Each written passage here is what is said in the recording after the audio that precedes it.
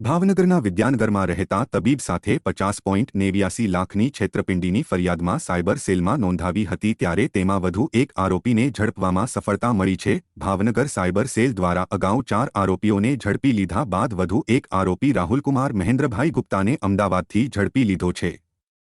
જો કે ઝડપાયેલા આરોપીએ સહ આરોપીઓના બેંક એકાઉન્ટમાંથી રકમ નખાવી વિડ્રો કરી આગળ બીજા આરોપીઓને પહોંચાડવાનું કાર્ય કરતો હતો। આમ પકડાયેલા આરોપી મની લોન્ડરિંગનું કામ કરતો હતો।